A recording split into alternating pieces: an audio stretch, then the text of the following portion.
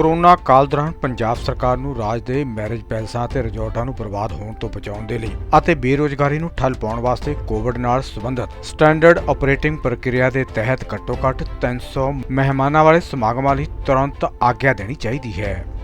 ਇਹ ਮੰਗ ਸੁਖਦੇਵ ਸਿੰਘ ਸਿੱਧੂ ਪ੍ਰਧਾਨ Punjab marriage palace and resort association ਨੇ ਇੱਥੇ ਆਯੋਜਿਤ ਮੀਡੀਆ ਨਾਲ ਗੱਲਬਾਤ ਦੌਰਾਨ ਕੀਤੀ। इस तरह के साडे पंजाब दे विच लगभग 5000 मैरिज पैलेस ने जिहड़े पिछले लगभग 7 महीनों तो पूरी तरह बंद पे ने, जिथे असी और साडा स्टाफ बेरोजगार होया बैठा है। साडे नाल जुड़ियां बहुत सारिया एजेंसियां हुंदियां ने, जिस तरह केटर हो गए, फुल्लां वाले हो गए, टेंट वाले, DJ, singer, security staff, fruit chaat और इस तो अलावा फोटोग्राफर्स। लगभग 15 एजेंसियां तो 25 एजेंसियां एक फंक्शन च काम करन आउंदियां ने।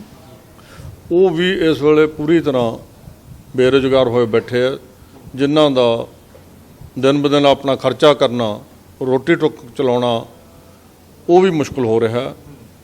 वो घरों घरी बैठे ने और जिथों तक सानू घाटे दा हैगा, साडे कारोबार बिल्कुल ठप्प होने करके सानू बैंकों के ब्याज पै रहे हैं, बिजली के बिल पै रहे हैं, परमानेंट स्टाफ है साडे कोल।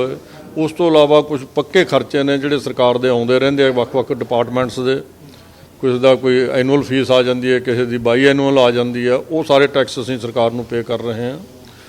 वो सानू दिन ब दिन हुण बैंकों दीयां किश्तां मोड़नियां, लोन लए हुए ने बहुत सारे मैरिज पैलेसिस ने।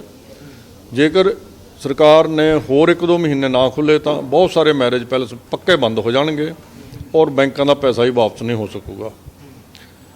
और जिहड़े रोज़गार बंदिਆਂ ਨੂੰ ਅਸੀਂ ਦਿੰਨੇ ਆ, पंजाब जे 5000 मैरिज पैलेस चों गिन लीए तो जे एक दिन च सीजन दे 3000 मैरिज पैलेस या 2500 मैरिज पैलेस भी फंक्शन हो रहा तो वो 3 लाख बंदा 4 लाख बंदा मैरिज पैलेसां च काम कर रहा हुंदा।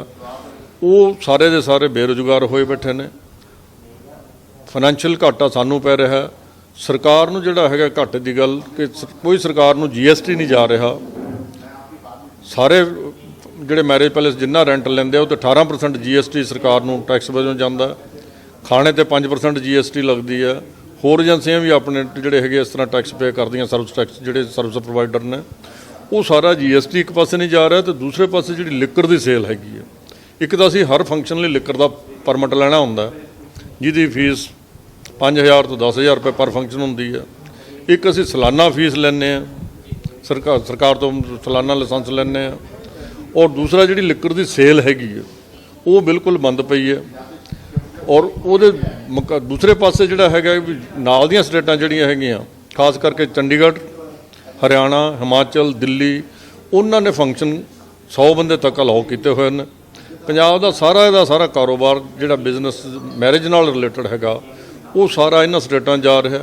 उहदे नाल जिथे असीं बेरोजगार और घाटे 'च बैठे हैं, नाल नाल सरकार नूं भी करोड़ां रुपए का घाटा पै रहा है।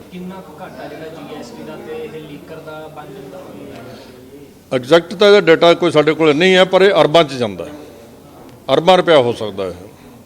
GST और लिकर की सेल तो जिहड़ा है घाटा वो 400 करोड़ भी हो सकता, 300 करोड़ रुपए भी हो सकता।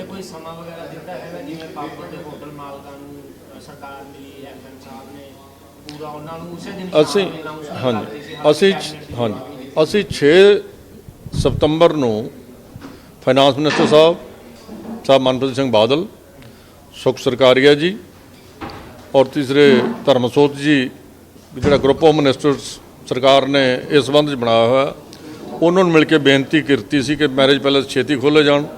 सानू उन्होंने पूरा भरोसा दवाया सीगा कि 8 तरीक नूं होने वाली cabinet they which government of India की तर्ज ते सारे मैरिज पैलेसां नूं खोलण की छूट दी जाएगी, पर सरकार ने इस तरह का कोई भी हुक्म हाल तक जारी नहीं किया।